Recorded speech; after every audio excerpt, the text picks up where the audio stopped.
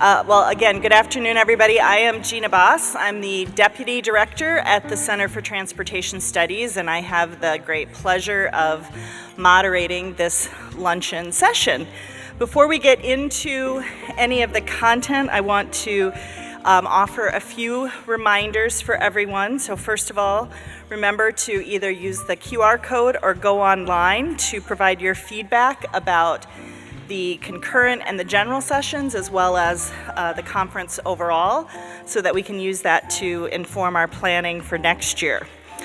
Next, a reminder that we do have a reception that will start at 4:30.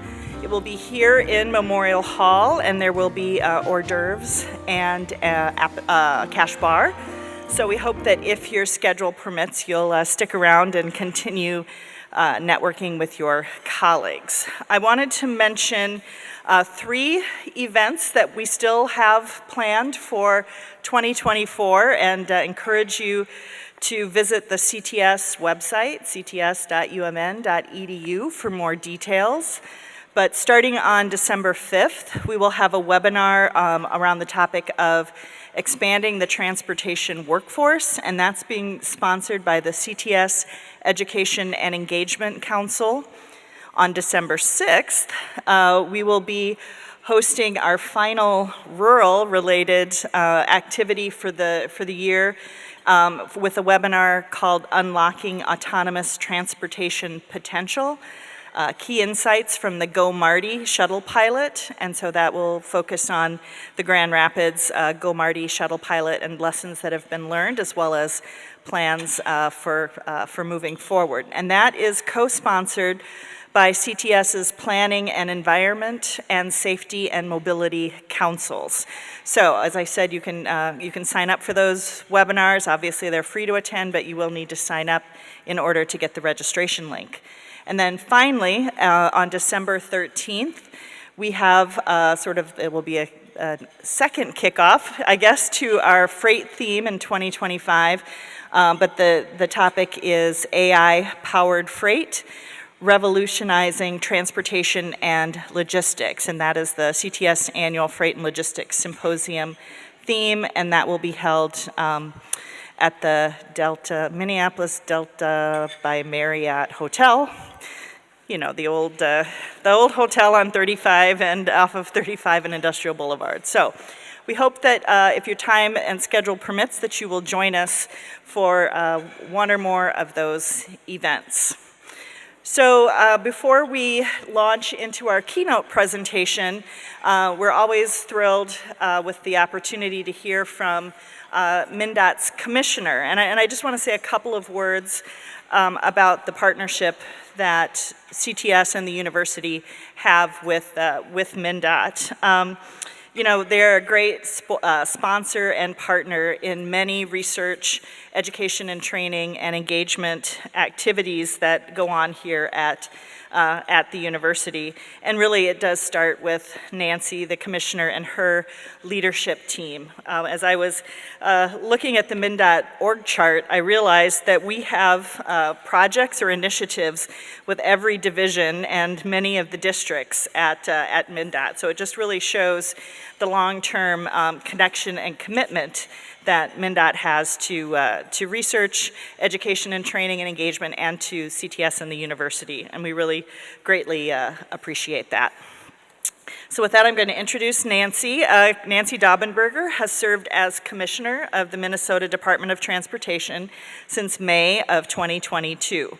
Prior to her appointment, Nancy held several leadership and engineering roles during more than 25 years with the agency, including Deputy Commissioner and Chief Engineer, Assistant Commissioner for Engineering Services, and State Bridge Engineer.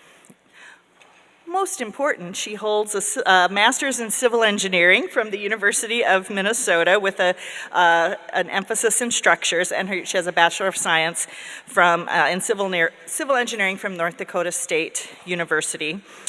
She's very active nationally with AASHTO, as well as serving on the TRB, the Transportation Research Board Executive Committee. And closer to home, she's also a member of the CTS Executive Committee. And with that, I'll ask Nancy to say a few words.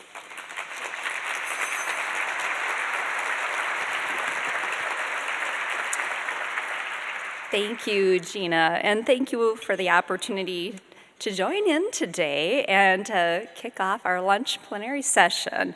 And I also want to say thank you to CTS for all you do to organize and host this great conference every year. I look forward to it every year, and I will echo, I appreciate the partnership that MnDOT has with CTS, has had over the years. And I look around the room, so many familiar faces, but it's just so great to see this kind of participation in recognizing and understanding and learning more about research going forward, and showcasing new learnings and exploring the latest innovations in transportation. And today you're hearing from some of our researchers, our practitioners, and our government partners across the transportation industry on their collective discoveries and how those are going to shape the future of transportation. Our mission at MnDOT is to connect and serve all people through a safe, equitable, and sustainable transportation system. And research is very much a piece of that puzzle, basically makes up a leg of the stool that supports all the work we do. And an exciting milestone at MnDOT that we reached this past year, was developing our strategic plan for research, and that's going to guide our research investments through 2027. And through that process, we've identified 6 core values for research that focus and guide our work. And they are informing, forward-thinking, innovation and implementing, communicating, knowledge building, and partnering. And today I'd like to touch on 3 of those, how we're advancing those values: the informing, forward-thinking, and partnering. So at MnDOT, we believe research is essential for informing decision-making and shaping policy and putting best practices into action. And we're proud to be working on over 150 active research projects on topics like sustainability and safety, and having these result in very real-world impacts for Minnesotans and the future of our transportation system. Some of these projects are being shared here today. So they include harnessing solar energy through solar snow fences, examining, reporting, and enforcement of school bus arm violations in Minnesota, and are Minnesota drivers willing to drive less? Connecting market research and travel behavior analyses to meet the state's vehicle miles traveled reduction target. So along with research that's necessary to shape policies, decision-making, and solving today's problems, at MnDOT, we also believe that research should be forward-thinking to address emerging issues and help us prepare for the future. One way we're thinking about the future is through a new partnership with Center for Transportation Studies in what's called our Applied Research and Transportation, or ART, pilot project. And through this pilot, we hope to explore how we can expedite research and to get information to practitioners more quickly to help inform decision-making. And at MnDOT, we believe strategic partnerships amplify the impact of our research, and I'm just really grateful for the dozens of researchers and nearly 900 technical advisory panel members who make this work possible. MnDOT is honored to collaborate with academic partners here at the University of Minnesota, driving significant impacts in areas such as pedestrian safety. We know pedestrian deaths are at a 30-year high nationally, and serious injuries result in financial losses for a lifetime. And of course, impacts on families are immeasurable. And in 2 major studies, U of M researchers are working with community and government and law enforcement partners to explore solutions to stem these losses. Their work was honored with the 2024 CTS Research Partnership Award. Another one being the Snowplow Driver Assist System. So during harsh winter weather, snowplow drivers must work in low visibility conditions, and that is something that can keep other people off the road. But for nearly 3 decades, U of M researchers have worked in the lab and in the field, at times literally shoulder to shoulder with drivers to develop driver assist technologies. and improve safety and performance during winter weather. This ongoing effort is being shared nationally this year at the TRB annual meeting. So if you're going to TRB in January, you'll hear more about that. In closing, thank you for investing the time and energy to be here today. Whether you're presenting or gathering insights to bring back to your own team, events like today will help us live out our research values, inform our practices, think forward to address emerging challenges, and of course, and most importantly, building lasting partnerships in this space. So I am excited about our next topic, freight research, trends, and directions, and it's my pleasure to introduce to you Professor Ann Goodchild, Founding Director for the Urban Freight Lab at the University of Washington. Professor Goodchild leads the University of Washington's academic research efforts in supply chain, logistics, and freight transportation. She's a professor of civil and environmental engineering and founding director at the Urban Freight Lab. Goodchild is an international expert in public-private collaboration, and her approach to research has resulted in almost 100 novel publications. Goodchild is the recipient of the 2021 PAC-Trans Outstanding Research Award and the 2021 ITE Transportation Education Council Innovation in Education Award, and the 2020 Outstanding Mentor Award from the University of Washington's Department of Civil and Environmental Engineering, and the Transportation Club of Seattle's 2017 Person of the Year Award. She holds a PhD and MS in Civil and Environmental Engineering from UC Berkeley and a Bachelor's of Science in Mathematics from UC Davis. Let's give a warm welcome to Professor Goodchild.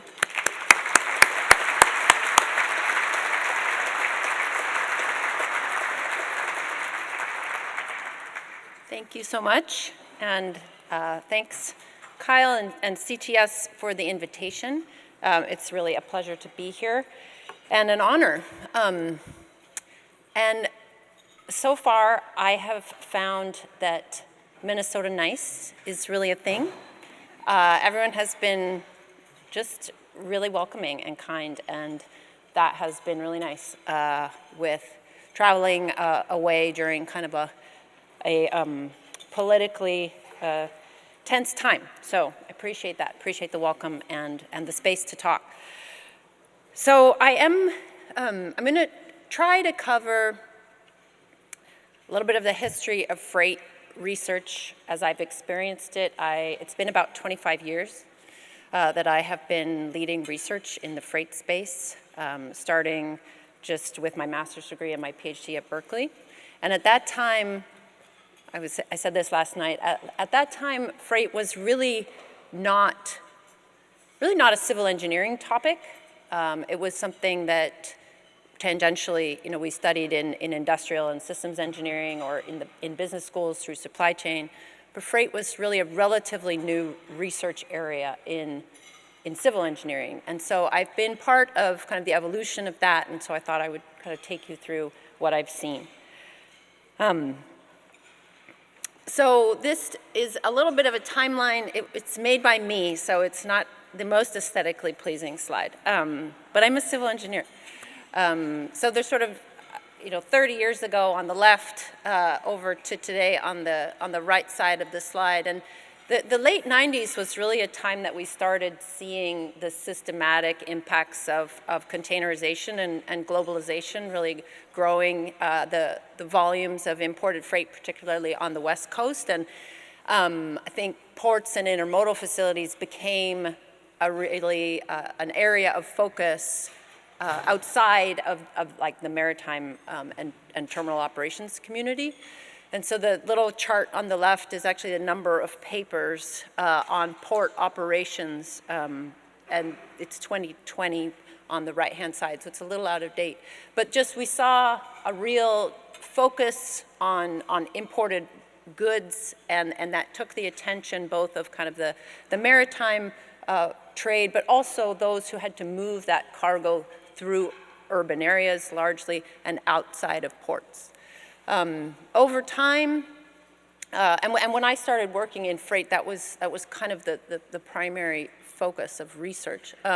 Over time, with new technologies, for example, GPS data and national resources like NPM-RDS and other providers now of GPS data about vehicles, including trucks, that really opened some new areas of research about freight fluidity, about congestion on freeways and bottlenecks and how those were different for freight vehicles, trucks largely, and the need to start modeling and sort of a building awareness and a building sophistication of how we might be able to anticipate and model that flow with, say, freight trip generation.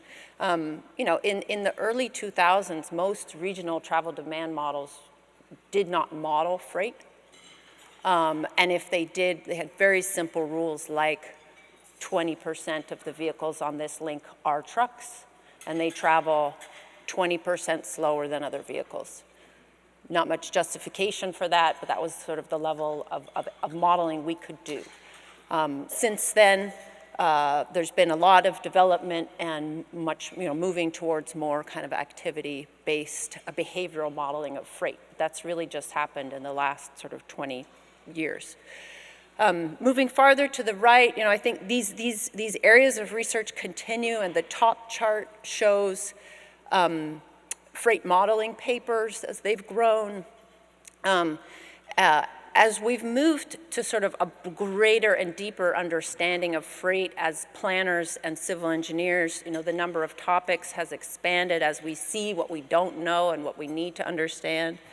The Urban Freight Lab that I direct coined the term the final 50 feet. And that came, and we literally mean the final, well, we don't mean 50 feet, but we mean the last small piece of the goods delivery system that actually brings things like food to this facility, right? Everything that we're moving around is ultimately, used or consumed by individuals in buildings, in homes, in offices. And that final part of the freight system was really not something we had tried to understand, and we had tried to quantify, or we had tried to characterize. And that was about 10 years ago that we brought research energy to that through the resources we put together with the Urban Freight Lab. And it's a very messy, very costly part of the delivery system. You have to do things like get up curbs, access buildings, move things by hand. Those spaces are owned and operated by a huge range of entities, building managers, cities, states. So it's very, we've expanded the complexity and the kind of detail that we put into freight research and the problems that we think about. And so now, sort of on the right-hand side there, I have a picture of a truck at a curb in Seattle. And just to sort of typify or exemplify the kind of scale that we're moving towards with freight. So we're starting to look at things like curb management. Who's showing up at the curb? How big are those trucks? How long do they stay there for? What do they look for in characteristics of parking? Micromodal freight. So I think typically if I say freight, you probably imagine very large vehicles, semis, tractor trailers, long-haul trains. But we're also, the staff here is moving goods as they walk around the room. Eventually, things do move in smaller vehicles, and there's maybe the opportunity to innovate in that space. You've probably seen little sidewalk robots and drones that might use small loads to do that final step. And of course, the impact of changing the changing retail sector, the really complete transformation of how we shop over the last 30 years has changed everything about how goods get to their final destination and how you connect with those goods. Do you go to the store and get them, or do they come to you? And so that's been a big focus of our research and a lot, not just ours in the Urban Freight Lab, but in sort of how we spend and how we invest energy as cities and states and research agencies. And one of the, I think this change, this evolution, reflects kind of a natural growth of understanding, but also some external pressures. Some of those being, policy-driven, the requirement to do statewide freight planning. But that also comes out of the changing, nature of what we see and how challenging that is for us to manage as agencies. So I just have one example of that from the city of Seattle. So this is a part of Seattle typically called West Seattle, and you can see the green is residential land use. The blue is industrial or manufacturing, and the red, I think, is actually open space. And I just show this example to show how where freight is going has changed dramatically. So typically when we think about freight and we think about policy and planning, we have been, as agencies and planners, thinking about industrial manufacturing facilities, right? How those are accessed, how vehicles travel to and from those places. But the sort of freight load on cities has shifted heavily from sort of commercial and industrial districts to residential districts. So to this day, the Puget Sound Regional Council's regional travel demand model does not estimate any freight trips to residential neighborhoods. That's just the state of their travel demand model, because historically we haven't done that. Historically, we've thought about freight as something that goes to commercial and industrial land uses. But freight, including delivery, now comes to us. And actually it's, in many places the largest demand is for trips to residential locations.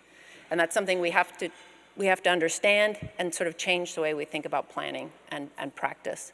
So this area, this shows population. So Delridge in the sort of darker purple has the highest population in this zone, but the light yellow is industrial. It's actually the Duwamish River and some of the Port of Seattle facilities along there. So it's a historic industrial part of the city.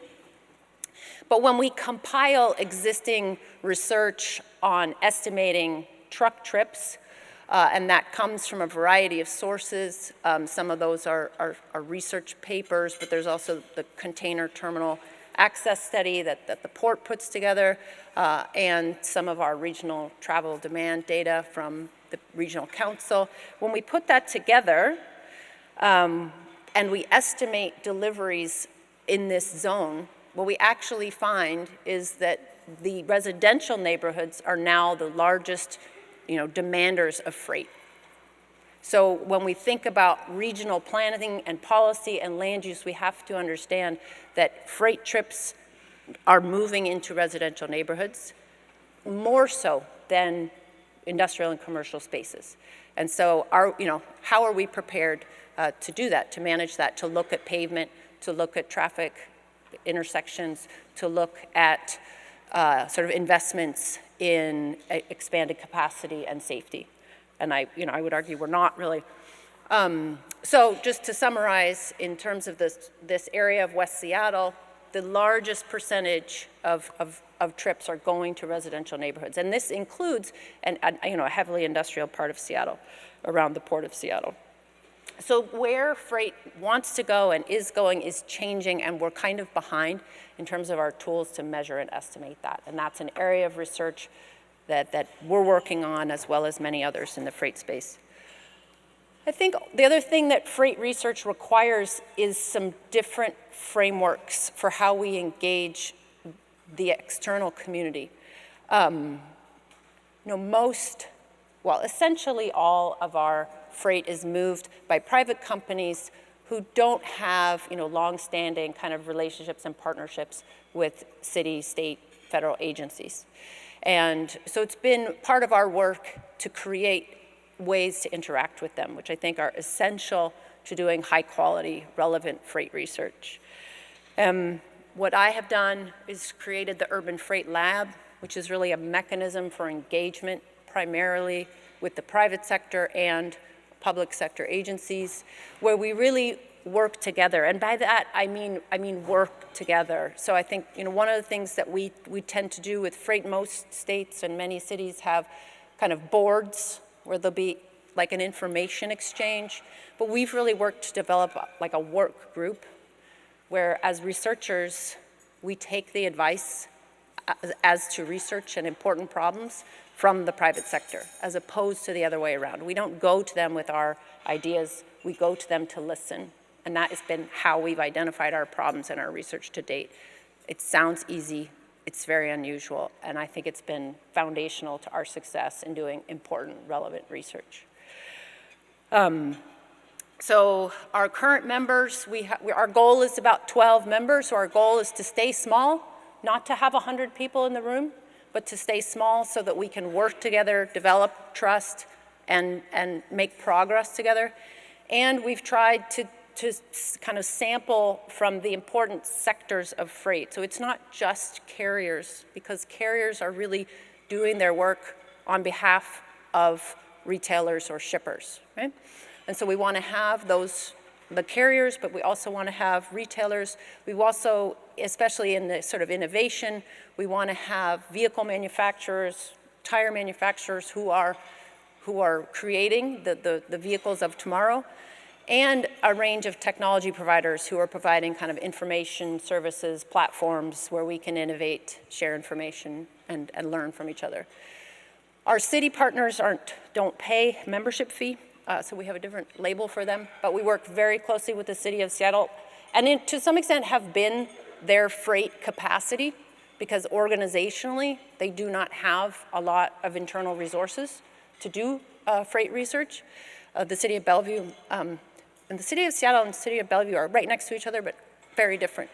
And also New York City, who you may know is doing some really, really innovative work in the urban freight space. So I mentioned this, but I can't say it enough. Trusted relationships, skin in the game relationships with the people who implement the freight system are essential to good research. And that's a little different from broader transport research. And so I think if we're going to do it well, we have to build some relationships to support that. So I mentioned we coined the frame, the final 50 feet. Alliteration intended so that it's memorable. So that's kind of, I think philosophically what I think is necessary and important for freight. Just a couple of examples of things we're working on. As I mentioned, one of those is curb space management.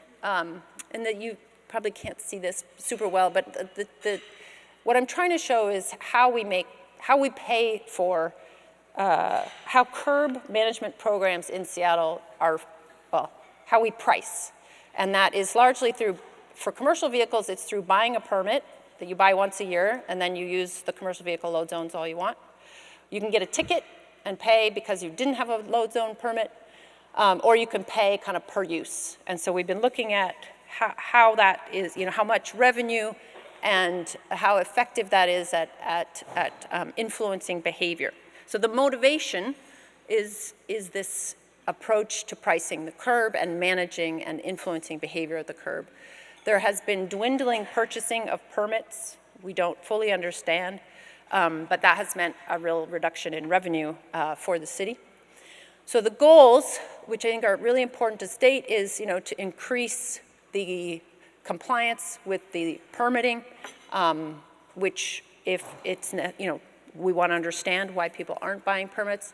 And the majority of people using the zones do not have a permit, so we want to increase kind of the level of compliance there.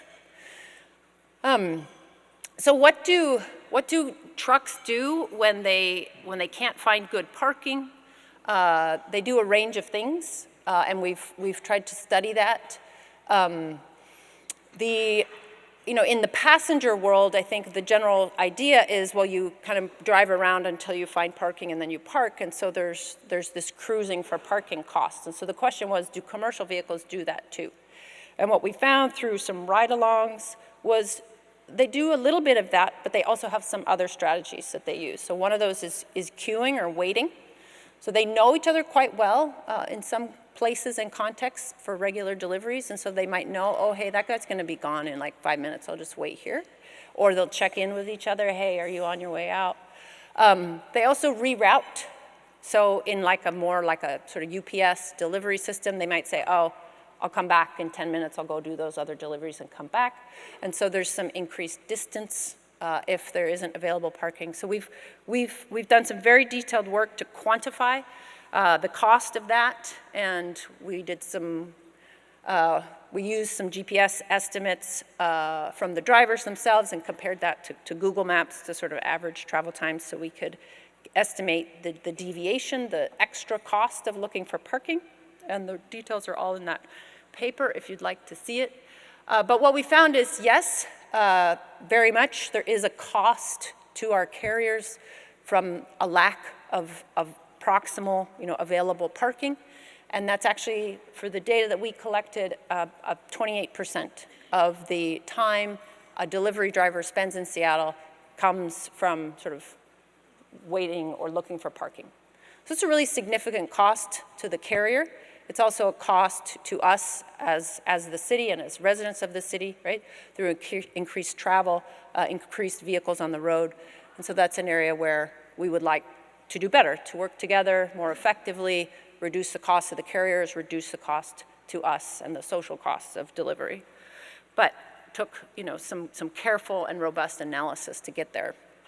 So one of the solutions we've been looking at for curb parking is helping drivers know what's available. So if you are a delivery driver in a busy urban area, most of your time is spent looking for where to park. Like 60, 70%, it can be higher than that. So your job is almost a parking job. And the only way they really have, they've got some historical memory of where it's available, but they have to just use their eyes, right? And show up and look for parking. But we can do better. We can provide digital information about parking availability. And so we installed some sensors, built an app to show that availability, and then had drivers test that and see, could they do better? Could they reduce their travel time if the information about parking was digitally available and available to them, before they got there, so they could plan differently. So that's where we put the sensors. We built an app that's pretty intuitive. It shows parking available or not available, so before they leave their previous stop, they can anticipate where to go, what's congested. And then we ran an experiment where we had people drive without knowledge of the parking availability and one with, and we compared them so that we could see the effect of this app and the data. And we found, we found a remarkable reduction in cruising time. So if our drivers had that parking information, they could, on average, reduce their cruising time by about a third, which is an immense benefit, right, to the carrier and, again, to the social costs of the city. The driving distance reduction is a little bit less, and then the route is the combination of each of the segments. So, that's quite a sort of energy-intensive way of proving something that we probably knew was true, but we can put numbers on it, and we can demonstrate the improvement that was available. So the last thing I want to say is, and you might have heard that in the previous example, was I think it's really important to capture the perspectives of the range of users. So we think about public agencies and our perspective, and of course that's important, but we also, with freight, I think it's important to capture the perspective of the user. And so with our cruising time, we're thinking about the perspective of the freight carrier and how they would benefit. Travis, my student in the lab, is going to talk later today about communities that experience freight from a passive perspective. And so one other example I will show is we have looked at the last mile and how people connect with their goods. One of the ways we typically use in the United States is delivery to your door. But what's common in other countries and less common here is like a locker delivery. They exist, but aren't really common. So we looked at, well, what if you deliver to a locker instead of delivering to every door in a building? How much time does that save? We looked at how much time the delivery drivers would save, because they're just going to one spot instead of many, right? And if the driver can do that, we can get more productivity out of the truck, out of the driver. The vehicle is parked at the curb for less time, so the curb is more productive. also, the user perspective. So again, it's important to us to use really robust data-driven solutions, but we installed these lockers in the building, very hard to do. Don't recommend trying to do that again. And we picked, those are two different buildings, but we picked, we installed a locker in one and not in the other, so we could do a difference in difference comparison. And looked at the dwell time at the curb if you had a locker in the building versus if you didn't, so a treatment and a control group. And again, it's expected, but we actually saw a 50% decrease in the time in the building and about a third of a reduction at the curb. They have jobs they have to do other than just delivering. So again, we wanted to use a really robust approach to measure demonstrably the benefit of a logistics solution. We want to take, both the sort of public and city perspective on that through curb use and utilization, but also the carrier's perspective in terms of efficiency and reductions in improvements in their utilization of their equipment. So I think, just some messages from somebody who's led research in the freight space for 25 years. It's not quite 25, but more than 20, is I think a real commitment to engaging with stakeholders. It's a very easy thing to say. It's a very time-consuming thing to do in terms of building trust and really partnering, genuinely partnering with the users of that system. Having a deep part of the benefit of that is having a really deep understanding of the freight marketplace and operations. And I can't know that as well as people in the sector, right? I don't live there every day. And so I have to learn from them and they have to inform us and our research. Having well-stated, clear goals, sometimes with research, we have so many goals. And I think it's important to pick a few for each project and really state them at the beginning, measure how well you've done, and share that with everybody. And then, of course, as researchers, we have to have robust and defensible analytical methods, which is sometimes hard to fund. It's hard to get, to justify sometimes the expense of practical on-the-ground research. I think it's really important. I don't want to only anticipate what it would be. I want to see it on the ground, but it's time-consuming and the world is messy, so sometimes that's hard to do. So I'm happy to answer any of your questions. I appreciate your time and your energy. Thank you.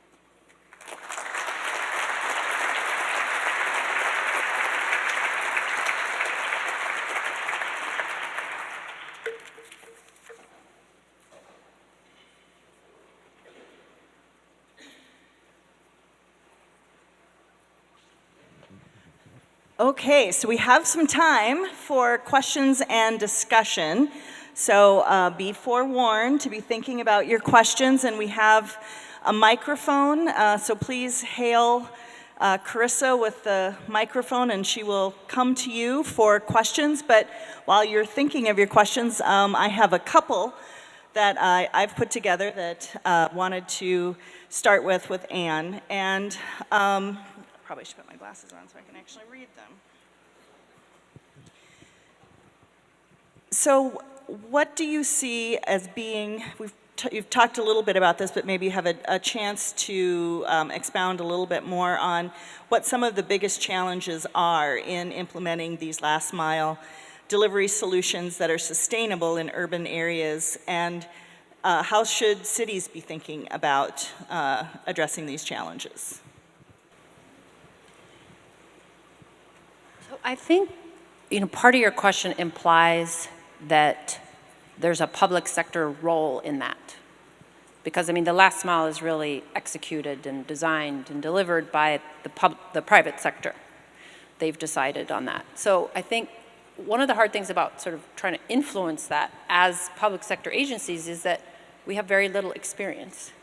And organizationally, we have very little capacity. We don't have a lot of history.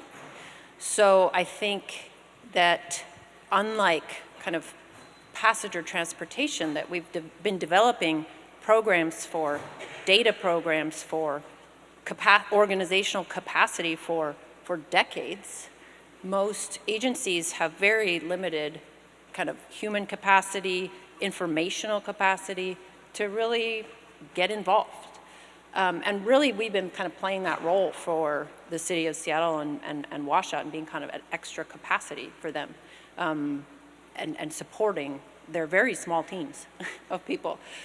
We also have limited like data available. So I sometimes say in freight research, we're often data scavengers. You know, we sort of go around and look for data sources that were probably collected for some other purpose. And we're like, well, what could we do with them? Because there must be some good in there. And so we're using kind of imperfect sources a lot. My sister is a psychology researcher. And, you know, she like designs the perfect experiment and then gets just the right data she wants and tests her hypothesis. You know, in transport research, I think that's uncommon. So it's hard. It's hard to intervene, to write good policy, to support innovation when you just don't have a lot of kind of the basic infrastructure. So one of our solutions to that has been to partner with those who do, right? Carriers, you know, especially sort of large ones and perhaps intermodal ones, have been investing in supply chain and data systems for decades. That's why we can get things delivered to us very quickly and we can track things. I mean, there are really sophisticated systems. They've just been developed, you know, by the private sector. So how do we, we're probably not going to recreate that, right? It's probably not useful to do so, but how do we partner and support and work together? And that's a very different type of relationship than I think we're used to having in transport research. So it's quite new, it's quite novel, and I think, you know, the Urban Freight Lab, we've been trying to come up with structures and infrastructure to do that. And of course, we're small in scale and in scope, but we've had some success. So what's maybe your secret sauce to, is it gaining trust in order for private sector, whether it's on the shipper or carrier side or third-party logistics, to be willing to share their data? Because that has been, I think that is a challenge both on the academic side, but perhaps also from the public sector side. Yeah, for sure. I mean, I think one of the things is like knowing where you're helpful and where you're needed.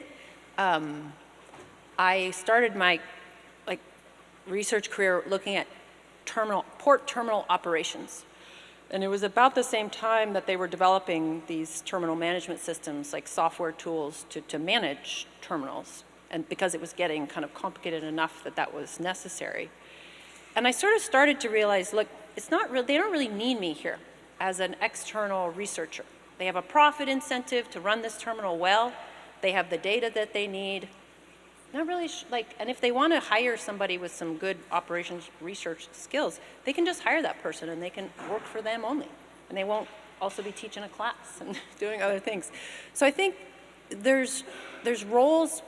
So I've really tried to think about where are there places in the freight system that we can benefit from, like an external third party who might be sharing information, who might be organizing and bringing together people who don't otherwise come together. But it's not every problem. I don't think it's, you know, as a freight researcher, I'm not interested in optimizing Amazon's warehouse. Amazon has every reason to optimize it the way they want to.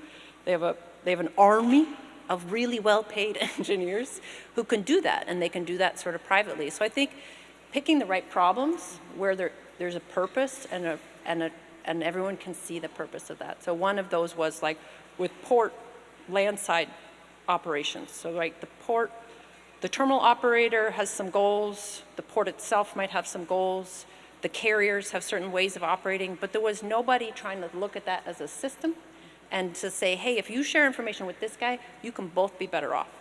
So I think picking your problem, and the other is really trust and accountability. So my two examples are, I sometimes say, like, so how much money did you make last year? And people are like, why are you asking me that? Well, it's like, well, why would a freight company just tell you everything about their operations? Why would they do that? Why is the expectation that they would do that? Especially if you haven't clarified your purpose, So I think having a clear purpose that they can understand and you can scope the data. We've had, we've had enough participation where we've been able to make progress, but you have to scope it and you have to understand and you have to sign an agreement, a legal agreement. So it's a little bit, I think, naive of us as researchers to think everyone's just going to agree that we're all good people and we're not going to do something weird with their data. And the other is so if I had a student who was like, well, I need someone to help me move. It's like, well, maybe if you had a friend, when they moved, they would, you could help them, and when you moved, they would help you. So it's like, I think the premise has to be, I've invested in long-term relationships with stakeholders, not, oh, now that I have a project and I need some data for my purpose, now I want you to be involved.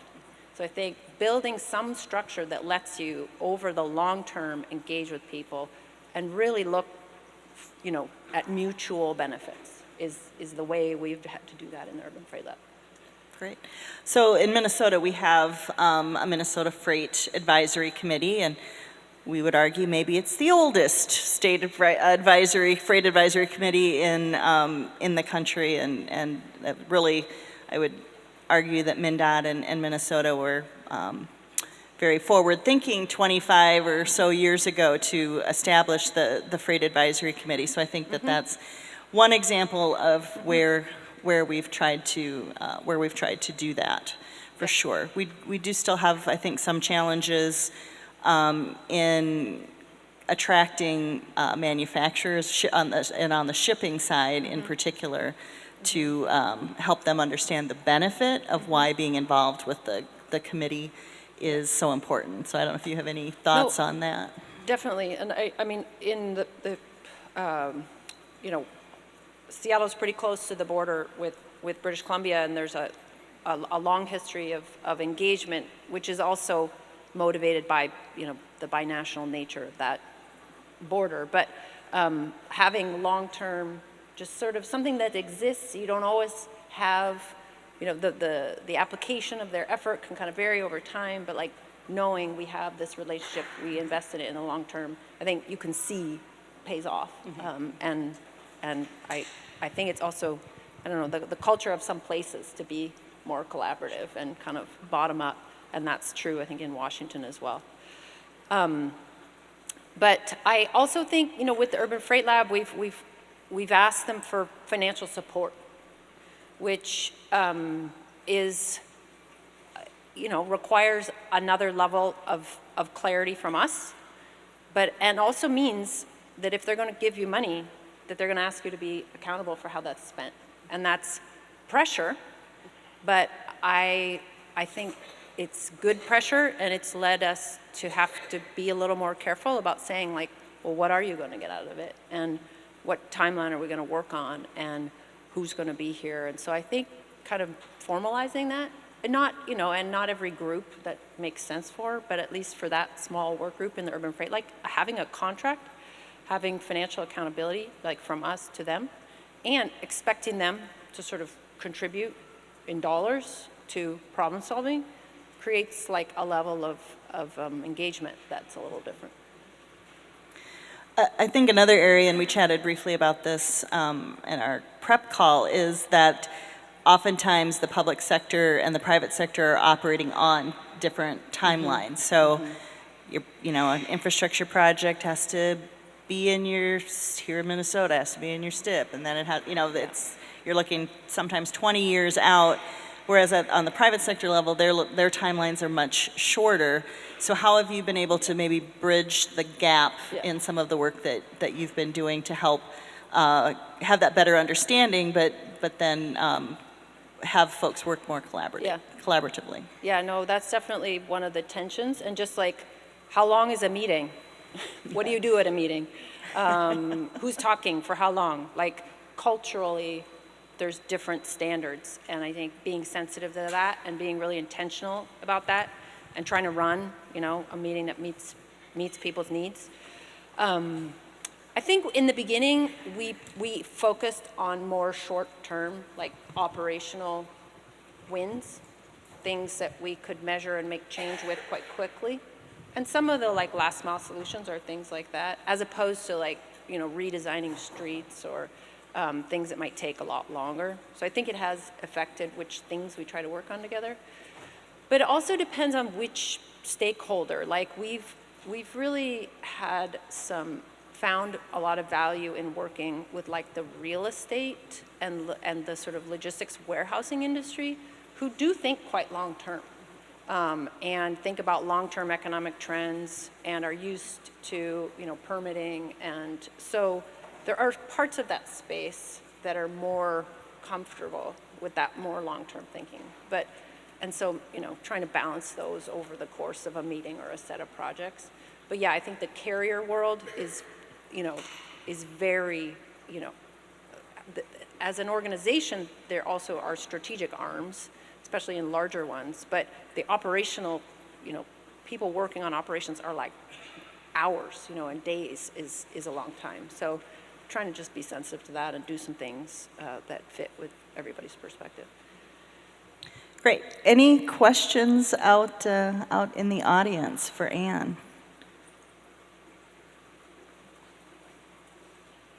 Oh, yeah, we've got one up here, Carissa, up front.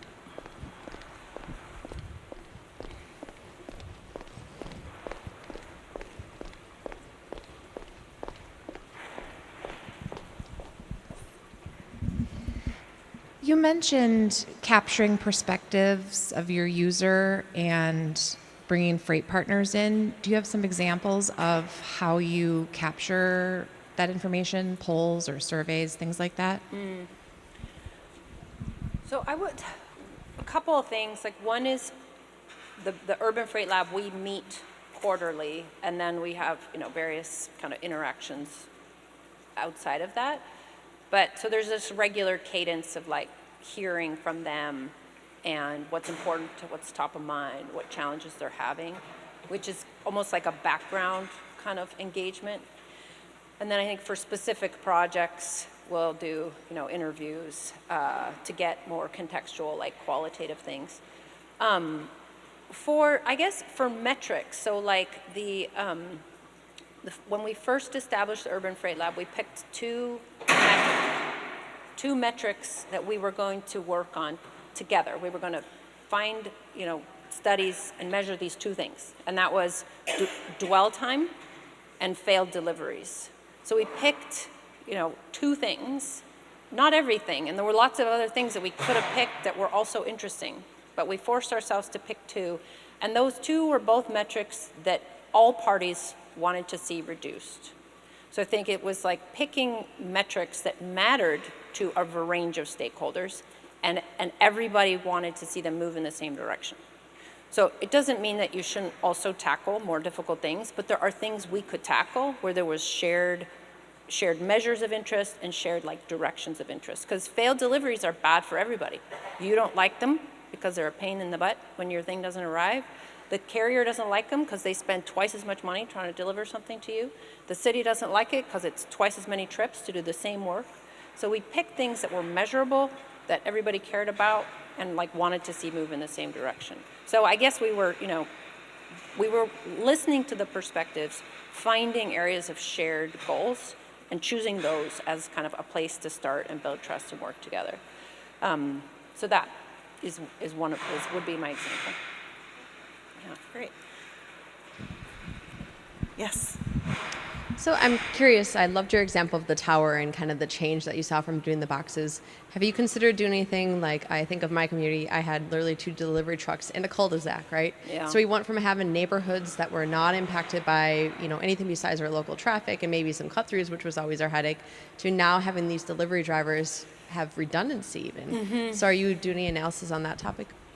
Yeah. So I think most people are familiar, right? You look out on the street and there's like 3 different delivery companies all cruising the same streets.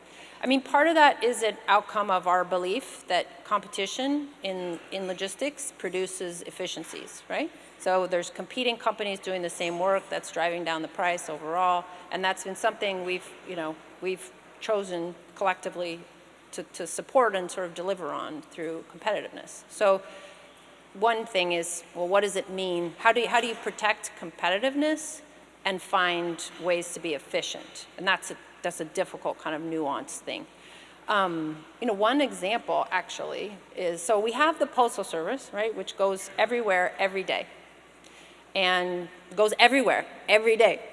So we could use that as a single system, and originally, I guess it never really functioned that way, but it could be. You could imagine that we could have a single system that could deliver every package. Now, it wouldn't have the same performance characteristics. It wouldn't have the same price competitiveness because there isn't competition. So there is that balance like there is in other areas of transport. A couple things I've seen that maybe don't tackle the whole problem but have been effective. So one is that Amazon uses the USPS to do a lot of its last mile delivery. So I think Amazon made a partnership with USPS, saw the opportunity to exploit like a really small marginal cost for each additional package, right? So they saw, well, we could go do this ourselves, or for some of our stuff, USPS is going there, they're providing a reasonable service, they got some space in their van, they're probably willing to sell us for a very low cost, lower than we could do it ourselves.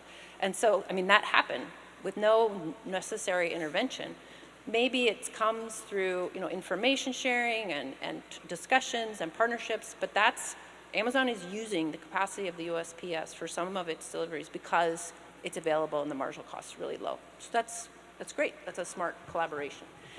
I've seen there's a lot of there has been, it's reduced now, but like venture capital in last mile solutions. Some of them like bidding.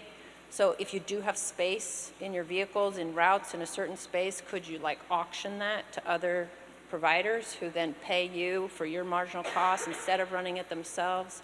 So those ideas do exist. They're difficult to implement, and one of the primary obstacles is that there's a lot of brand and branding and visibility in that last mile. And so UPS, brown vans, and you have some association with them. And if your UPS package comes by FedEx, like that's not something they're keen on. And they feel like controlling that last piece of the delivery, making sure that's done well and respectfully is part of what retains the market that they have. So commoditizing that is concerning to all of those stakeholders as well, right? So if you're just providing a sort of commodity service and there's no ability to extract a little bit of profit on that, then it's really hard to run your business. So it's a balance, and I think that we find across transport in general. Yeah. Yes, over here. Oh, we've got one here and then over here. Right.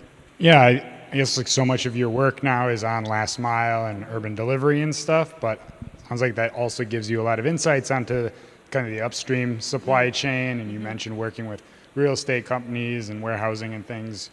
Can you share any insights on how much some of that part of the supply chain is changing, and maybe other opportunities for public sector collaboration in that part of this whole new world? Also, if you could hold the microphone Sorry. just a little closer. Yes, thank you. I don't usually get told I'm too quiet, so it's a really like good question, because it's a system that's all linked, and you maybe in individual studies you can pick off pieces of it, but at some point you have to be thinking about how they connect. And actually, I think there's a lot of, for some reason, there's like some enthusiasm for the last mile, and maybe that's because we interact with it and we see it, and it's like in our neighborhoods, and sometimes it can be hard. Somehow that just like attracts attention, and maybe that's because it's close to us, like physically, and so it's on the streets that we're walking on, and that's been kind of an advantage in a way, especially post-COVID, like to raise the sort of public profile of freight, because it's more visible to us.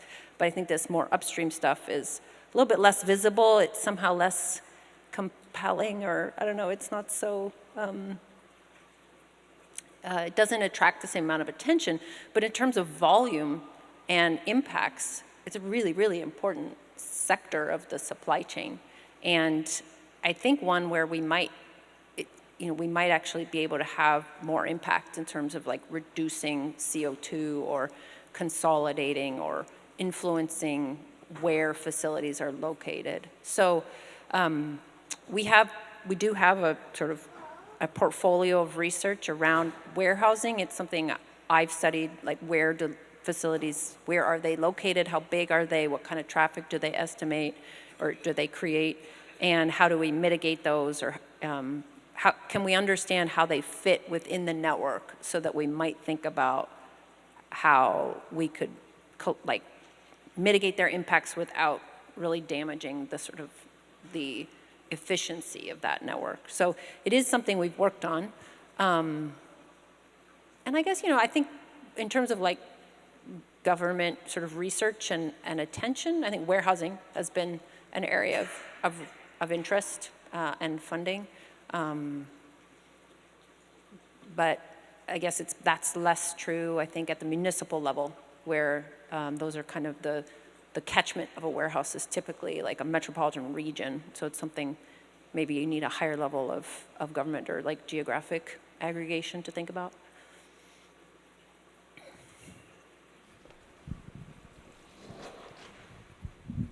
Thank you.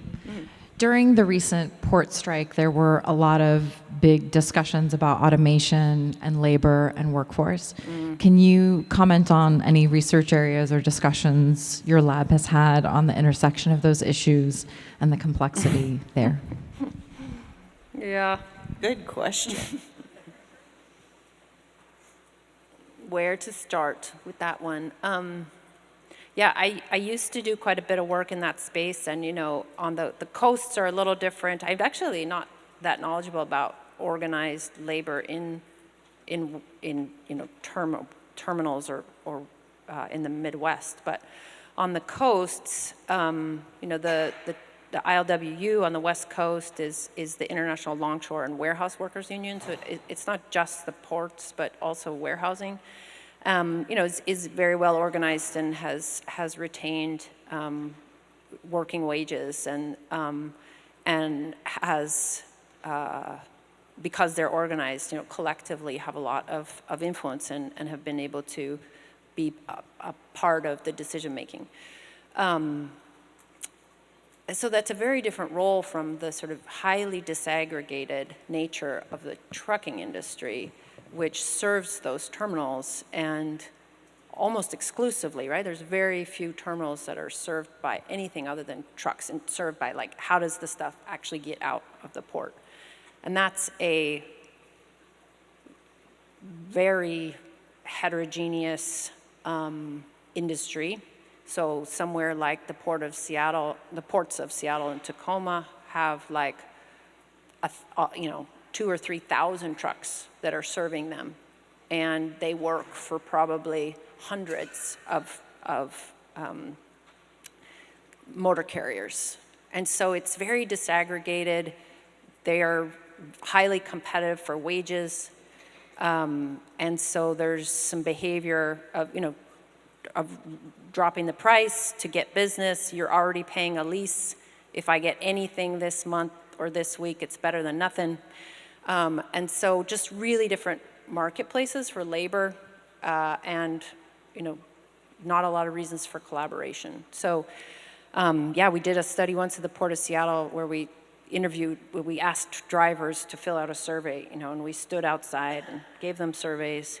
And we ended up getting this result, like a third of them go out of business every year. I remember the port being like, well, that can't be. They just wouldn't exist the next year. But realizing no, a third of them go out of business every year, and then a new third, come in and try. And so it's just, that's a hard, there've been various strategies to try to impact that. The Clean Trucks program at the Port of LA, tried to create a second layer where they would license carriers who, agreed to certain standards, like employ and provide benefits to the drivers.